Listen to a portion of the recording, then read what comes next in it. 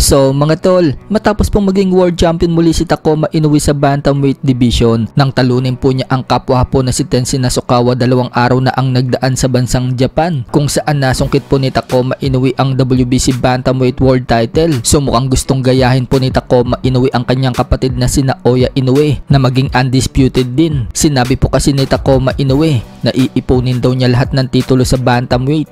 Pagdating naman sa next fight ni Takuma Inoue, 4 na boksingero ang target ng kampo nila. Yan po ay sina Juan Francisco Estrada, WBO Bantamweight World Champion Christian Medina, Kasoto Ioka, at ang mananalo sa WBA Bantamweight World Championship sa pagitan ni Tsutsumi vs Donaire na magaganap na sa December 17. Pero ang pinag-uusapan ngayon sa Japan, ang Takuma Inoue vs Kasoto Ioka. Yan po yung laban na gusto ng mga Japanese. So kung sakaling manalo naman po si Donaire dito kay Tsutsumi, maaaring maglaban din si Donaire at Takuma Inoue. Samantala, nagbigay naman po ng reaction si Tomoki Kameda sa naging laban ni Takuma Inoue at Tenshin Nasukawa. Para kay Tomoki Kameda, panalo daw dapat itong si Tenshin Nasukawa. Sa tingin nga daw niya, 115 to 113 ang score niya, pabor dito kay Nasukawa. May mga suntok daw kasi itong si Takuma Inoue na nabablock ni Tenshin Nasukawa, kaya dismayado po itong si Tomoki Kameda sa mga hurado. Sa kabilang banda naman mga tol, dahil po sa ganda ng pinakitang panalo ni Jesse Bam Rodriguez noong nakalipas na linggo, kung saan pinabagsak niya si Fernando Puma Martinez sa round 10. So nakuha po ni Bam Rodriguez ang atensyon ni kamahalang Turki Al-Sheikh ng Saudi Arabia, at gusto ngayon ni Turki Al-Sheikh na paglabanin itong si Bam Rodriguez at Naoya Inoue. Kakausapin daw ni Turki Al-Sheikh si Inoue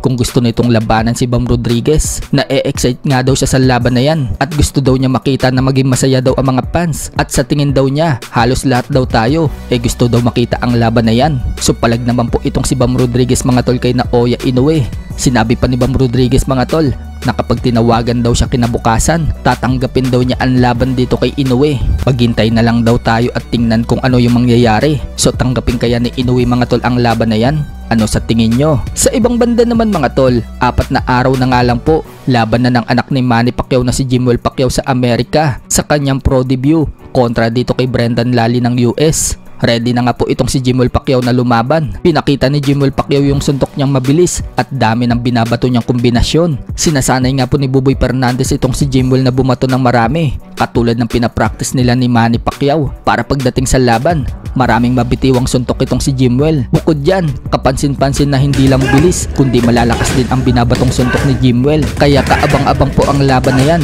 ngayong darating na linggo.